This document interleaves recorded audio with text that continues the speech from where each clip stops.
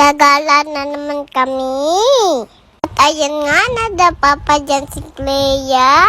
Kasi nga, kapangit ng daan dito. Pupunta nga pala kaming SM, guys. Si Clea nga pala yung kasama ko. Anak nga pala yan ng friend ng mami ko. Galing pa nga yan sila sa Malbar. At ayan, sasakay na nga kami.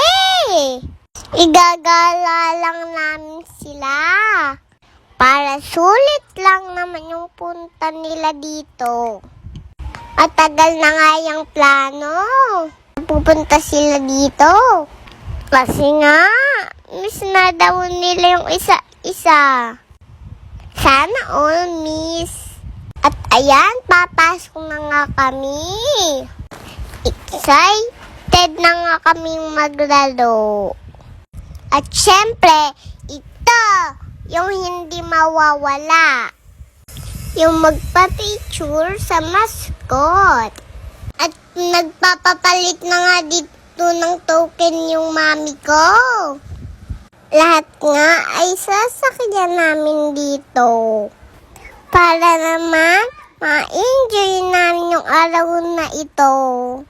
At dito naman nga kami sa horse.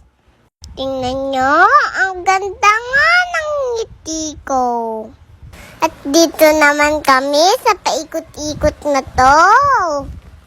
Sayang-sayang nga pala kami dyan, Clea. Kaya lang, tumigil na agad, hindi pa nahihilo. Alay mo?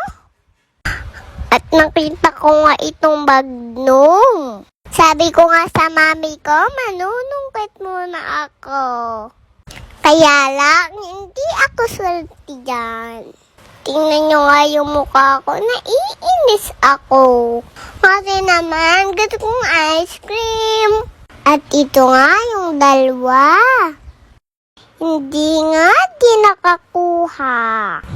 Sasakay na nga lang ulit kami para masaya. Tapos mag-e-enjoy pa. Lahat nga ng pwedeng sakyan dyan ay sinakyan namin.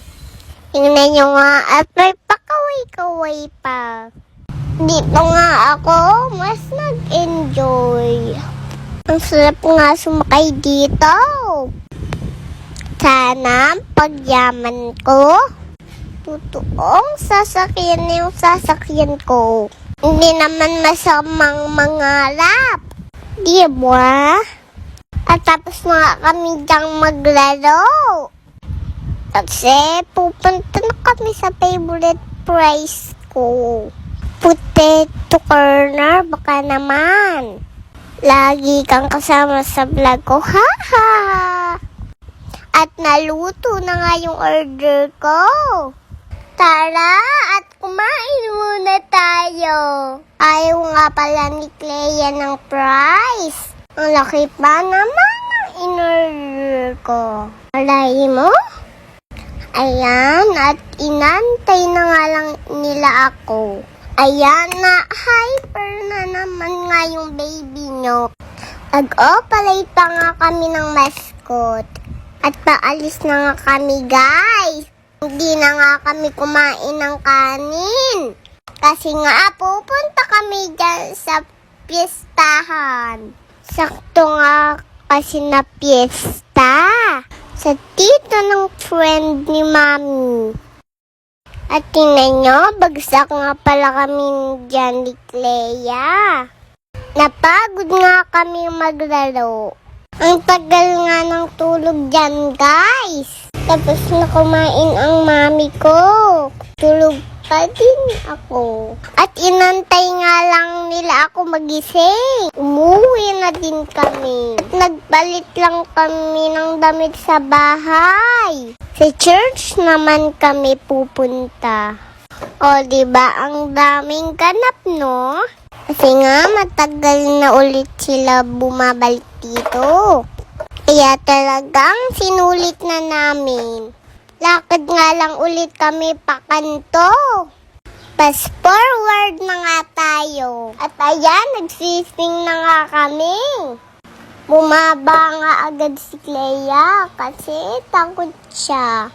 Kaya nagsisi na nga lang ako. Ayaw nga din niya dito.